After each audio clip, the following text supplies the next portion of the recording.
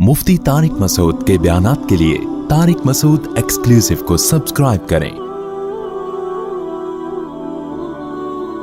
Tariq Masood exclusive.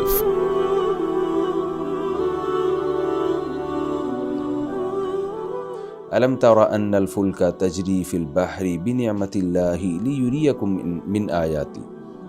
ऐ मुखातब, क्या तू देखता नहीं है कि समंदर में किश्ती चलती है अल्लाह की नेमत के साथ, ताकि अल्लाह तुम्हें अपनी निशानियाँ दिखाए।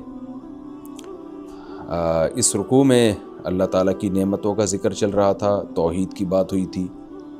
तो उन्हीं बातों को अल्लाह ताला ने, यानी वही बातें जो पहले हो रही थी कि अल्लाह ने तुम्हारे लिए ज़मीन को मुसख्खर किया, आसमान को मुसख्खर किया, रात को दिन में, दिन को रात में दाखिल कर देता है, और ये दरख्त कलम बन जाएं और समंदर में 7 समंदर मज़ीद मिला दिए जाएं, अल्लाह की तारीफ़ें लिखने पे बैठ जाएं तो वो तारीफ़ें ख़त्म नहीं होंगी, कलम घिस के ख़त्म हो जाएंगे और स्याही खुश्क हो जाएगी समंदरों की। तो अल्लाह ताला और मज़ीद नेमतें इसमें बयान कर रहे हैं। क्या तुमने देखा नहीं कि किश्ती समंदर में चलती है अल्लाह की नेमत के साथ। समंदर का काम है डुबोना, लेकिन अल्लाह ने समंदर को तिजारत के लिए बेहतरीन ज़रिया बना दिया। अल्लाह की नेमत के साथ चलती है किश्ती। वो नेमत क्या है? रिज़्क़ है, जिसको तुम हासिल करते हो समंदरी तिजारत के ज़रिए। तो अल्लाह फरमाते हैं ये किसका फ़ज़ल है तुम्हारे ऊपर कि तुम्हारे लिए उसने समंदर को मुसख्खर कर दिया, काम में लगा दिया। अब तुम समंदर की पुश्त पे सवार होकर तिजारतें करते हो। लियुरियकुम मिन आयातिही, ताकि अल्लाह तुम्हें अपनी निशानियाँ दिखाए।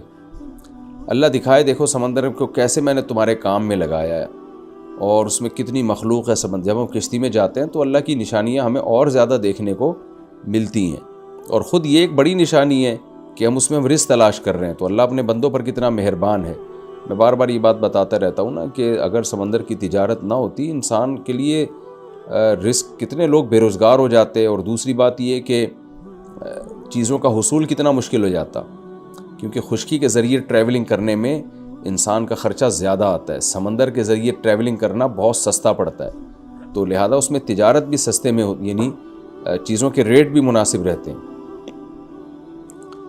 फरमाया इन्न फ़ी ज़ालिका लआयातिन लिकुल्लि सब्बारिन शकूर। इसमें निशानियाँ उन लोगों के लिए जो सब्र करते हैं बहुत ज़्यादा और शुक्र करते हैं। सब्र शुक्र इसलिए कहा कि जब आप सब्र करके अपनी ख्वाहिशात पे कंट्रोल करते हैं ना, तो फिर आपको हक़ के बारे में सोचने का मौका मिलता है। अगर आपकी तबीयत में सब्र नहीं है तो आप इन चीज़ों में गौर ही नहीं करते, आप खाने पीने में, अय्याशी में लगे रहोगे। कौन है जिसने समंदर को मुसख्खर किया? कौन है जिसने हमारे लिए तिजारत को आसान किया? कौन है जिसके फ़ज़ल से हम यहाँ से नेमतें उठा के दूसरे मुल्कों में ले जाते हैं? चावल यहाँ से वहाँ जा रहा है, गंदम वहाँ से यहाँ आ रहा है। आप देखो समंदर में एक अजीब ही तिजारत हो रही है। पोर्ट पे जाके देखो, एक अजीब ही अल्लाह की कुदरत का मंजर नज़र आता है। इतने बड़े बड़े जहाज़ आके लग रहे होते हैं पोर्ट पे, और कहाँ से गंदम के पूरे कंटेनर भर के आ रहे होते हैं, चावल के कंटेनर भर के आ रहे होते हैं। यहाँ से इतनी चीज़ें जा रही हैं, गाड़ियाँ भर के आ रही होती हैं, ऐसे खिलौनों की तरह रखी हुई होती हैं जहाज़ों में। तो जिसकी तबीयत में सब्र है और वो गुनाहों से बचता है और अल्लाह के बारे में गौर करता है, उसके लिए तो निशानियाँ हैं। और जो ख्वाहिशात के ग़ुलाम हैं, उनकी तबीयत में शुक्र ही नहीं है, तो ख्वाहिशात के ग़ुलामों को ये बातें समझ में नहीं आती। वो तिजारत तो करते रहेंगे, उससे अल्लाह के वजूद और अल्लाह के खालिक और मोहसिन होने का उनको इस्तेहज़ार ही नहीं होगा, इसकी तरफ उनकी तवज्जो ही नहीं जाएगी। आगे फरमाया व इज़ा गशियहुम मौजुन कज़ुलली दअवुल्लाह मुखलिसीन लहुद्दीन। अल्लाह की एक और तुम्हें निशानी नज़र आती है, जब तुम्हें मौजें घेर लेती हैं, कज़ुलली साहिबानों की तरह। तो ये क्या करते हैं? दअवुल्लाह मुखलिसीन लहुद्दीन। मुशरिकीन अपने बुतों को उस वक्त भूल जाते हैं, लात, मनात, उज़ा वगैरह सबको भूल के सिर्फ़ एक अल्लाह को पुकार रहे होते हैं। फ़लम्मा नज्जाहुम मिनल मुखलिसीन लहुद्दीन, उसी के लिए पुकार को, दुआ को खालिस करते हुए कहते वही अल्लाह ही से मांगना है।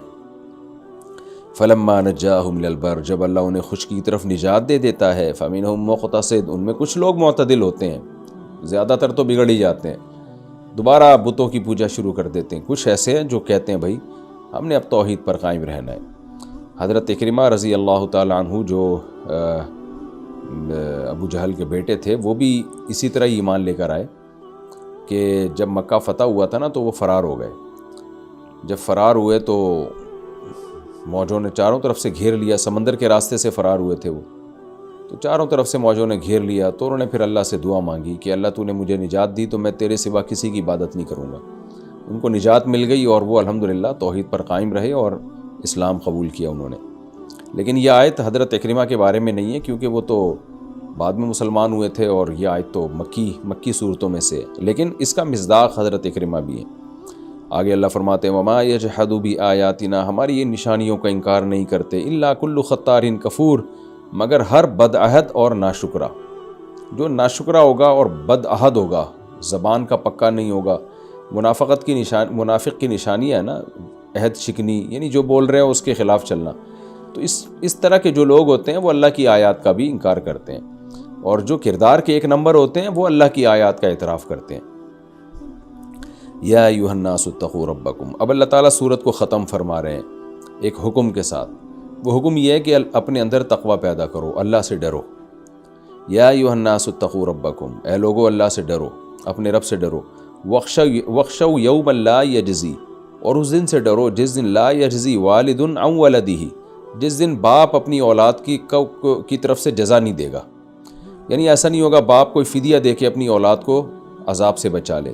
ولا مولود، اور نہ ہی بچہ ہوا جاز عن والدہ شیئا، وہ اپنے والد کی طرف سے کوئی جزا دے دے، بدلہ دے دے۔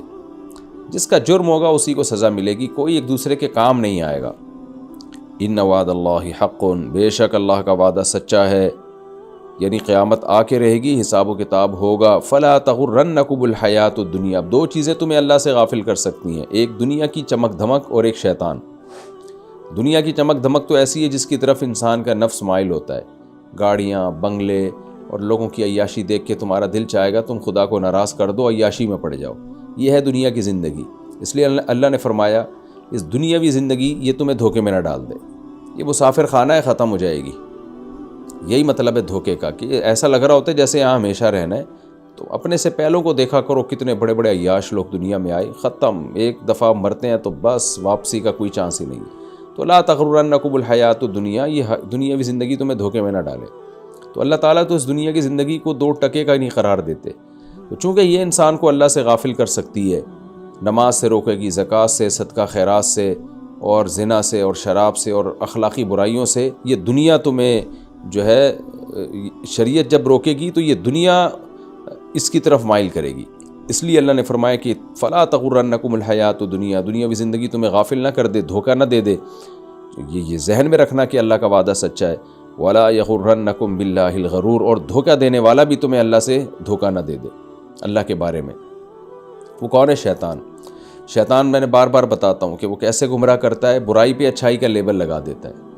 جو کام آج کی مغربی طاقتیں کر رہی ہیں نا، جو کفریہ طاقتیں کر رہی ہیں کہ رائٹس کے نام پہ ایک برے کام کو اچھائی کا لیبل لگا دینا، عورت کو فحاشی کی طرف مائل کرنا، اس پہ لیبل لگانا عورت کی آزادی۔ شیطان سیم یہی کام کر رہا ہوتا ہے کہ آپ جب گناہ کرنے لگتے ہیں تو شیطان بعد میں یعنی آپ کو امید دلاتا بھی توبہ کر لینا، لہذا کر لو ابھی گناہ، تو توبہ سے گناہ معاف ہو جاتے ہیں۔ تو ہر طرح سے جو ہے نا، یعنی دلائل کے انبار لگا کے، جھوٹے دلائل کے انبار لگا کے شیطان انسان کو گناہ کی طرف لے کے جاتا ہے۔ اس لیے اللہ نے فرمایا اس سے تم ہوشیار رہنا، یہ تمہیں یہ دھوکہ دے گا۔ آگے اللہ نے فرمایا ان اللہ عندہ علم الساعۃ وینزل الغیث ویعلم ما فی الارحام۔ اب جب قیامت کی بات آتی ہے تو ایک ہی سوال ہوگا، قیامت آئے گی کب؟ تو اللہ نے فرمایا کہ غیب کا علم اللہ کے پاس ہے، غیب کا علم اللہ کے پاس ہے، لہذا اللہ ہی کو معلوم ہے کہ قیامت کب آئے گی۔ اس لیے ان اللہ عندہ علم الساعۃ، اللہ ہی ہے جس کے پاس ہے قیامت کا علم۔ وَيُنَزِّلُ الْغَيْثَ، بارش بھی وہی برساتا ہے، یعنی اسی کے پاس علم ہے بارش کا، یہاں یہ مطلب ہوگا، جب وہ چاہتا ہے برس جاتی ہے۔ وَيَعْلَمُ مَا فِي الْأَرْحَامِ، اور وہی جانتا ہے ما فی الارحام، عورت کے رحم میں کیا ہے، یعنی لڑکا ہے یا لڑکی ہے، مرد ہے یا عورت، یہ اللہ جانتا ہے۔ وما تدری نفس ماذا تکسب غدا، کسی نفس کو پتہ نہیں ہے کل وہ کیا کرے گا، یعنی کل اس کے ساتھ کیا ہونے والا ہے، کل وہ کیا کرنے والا ہے۔ وما تدری نفس بأی ارض تموت، کسی نفس کو پتہ نہیں ہے کس جگہ پر اس کی موت واقع ہونے والی ہے، کس زمین میں وہ مرے گا۔ ان اللہ علیم خبیر، اللہ جاننے والا بھی ہے، باخبر بھی ہے۔ تو یہ 5 چیزیں بیان کی گئی ہیں، ایک قیامت کا علم، دوسرا بارش، تیسرا ماں کے پیٹ میں کیا ہے، چوتھا کل آپ کے ساتھ کیا ہونے والا ہے یا آپ کیا کرنے والے ہیں، اور 5واں آپ کی موت کہاں واقع ہوگی۔ یہ بڑا مشہور ٹاپک ہے آج کل، اس پہ بہت سارے اسکالرز بھی بہت ساری باتیں کر رہے ہیں کہ سوال پیدا ہوتا ہے آج کل تو الٹرا ساؤنڈ سے پتہ چل جاتا ہے لڑکا ہے یا لڑکی ہے. تو بارشوں کا بھی پہلے سے محکمہ موسمیات والے بتا دیتے ہیں. اس کے مختلف جوابات دیے گئے، لیکن حقیقت یہ ہے کہ اگر آپ قرآن کے مزاج کو سمجھتے ہیں نا، تو میں بار بار ایک بات بتاتا ہوں، قرآن جزیات کے ضمن میں اصول اور کلیات بیان کرتا ہے. اس بات کو سمجھنے کی ضرورت ہے. اصول اور کلیات کیا؟ اصل میں قرآن ایک قاعدہ بیان کر رہا ہے کہ غیب کا علم اللہ کے سوا کسی کے پاس نہیں ہے. تو اس کے لیے کچھ جزیات یعنی مثالیں دی ہیں. تو یہ مثالیں مقصود نہیں ہیں، مقصد یہ بتانا ہے کہ غیب کا علم اللہ کے سوا کسی کے پاس نہیں ہے. جب یہ بات آپ سمجھیں گے تو نہ اشکال ہوگا نہ جواب کی ضرورت رہے گی. تو چونکہ یہ 5 چیزیں اس زمانے میں غیب میں داخل تھیں. غیب کسے کہتے ہیں؟ جس تک پہنچنے پہ آپ کے پاس کوئی اسباب نہ ہو. مثال کے طور پر اس دیوار کے پیچھے کیا ہے میں نہیں بتا سکتا. وجہ اس کی ہے کہ میری آنکھ جو ہے وہ دیوار کے پیچھے نہیں دیکھ سکتی، انسانی آنکھ میں یہ طاقت ہی نہیں ہے.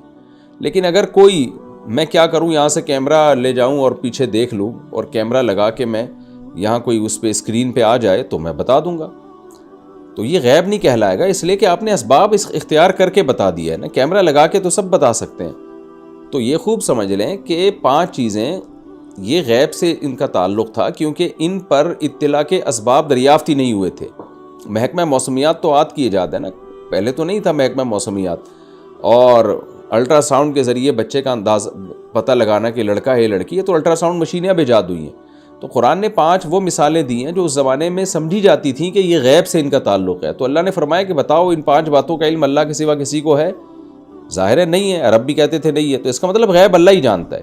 تو یہ مطلب نہیں ہے کہ 5 باتیں ہیں، اگر آپ کوئی جو ہے اسباب کوئی مشینیں ایجاد کر لیں تو جو ہے اس کے بعد بھی آپ کو علم نہیں ہو سکتا. ایسا نہیں ہے. جب مشین ایجاد ہو جائے گی، ریس کے ذریعے آپ معلوم کر لیں گے تو وہ تو آپ نے دیکھ لیا نا. اس کی میں ایک آسان مثال دیتا ہوں.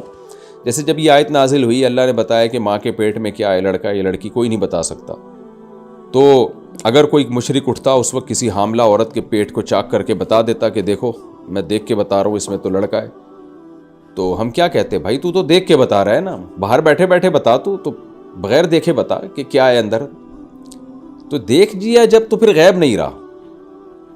تو دیکھنا آنکھوں سے بھی ہوتا ہے، الٹرا ساؤنڈ کے ذریعے بھی ہوتا ہے. تو اس لیے اسباب کے ذریعے اگر ان میں سے کسی چیز پر آپ مطلع ہو گئے ہیں تو وہ اس آیت میں داخل نہیں ہے. وہ تو آپ نے دیکھ لیا. محکمہ موسمیات ایک جو ہے ایک علم کی بیس پر انہوں نے، سائنس نے اتنی ترقی کی ہے کہ آپ کو ہواؤں کا رخ دے کے بتا دیا جاتا ہے کہ بارش کل ہوگی یا نہیں ہوگی. بعض ملکوں میں یہ 100% درست پیش گوئیاں ہوتی ہیں، بعض جگہ 100% درست نہیں ہوتی ہیں. 95% چانس ہوتا ہے، بعض جگہ 50% چانس ہوتا ہے صحیح ہونے کا. لیکن بہرحال 100% بھی اگر بتا دیا جائے تو وہ اس آیت کے مخالف نہیں ہے. اس آیت کا خلاصہ یہ کہ غیب کا علم اللہ کے سوا کسی کے پاس نہیں ہے. اور غیب کا علم اسے کہتے ہیں جس کے جاننے کے آپ کے پاس دنیاوی اسباب نہ ہو. دنیاوی سبب آپ کے پاس آ گیا تو وہ غیب رہا نہیں ہے، پھر وہ اس آیت میں داخل نہیں ہے. یہی دیکھ لینا کہ قرآن کہہ رہے کسی نفس کو نہیں پتا کہاں موت واقع ہوگی. اب ظاہر ہے جو پھانسی پہ لٹکنے والا ہے، اس کے پھانسی کے آرڈر آ گئے، اس کو تو پتا ہوتا ہے کل میں یہاں لٹک جاؤں گا. ساری اپیلیں بھی مسترد ہو گئیں.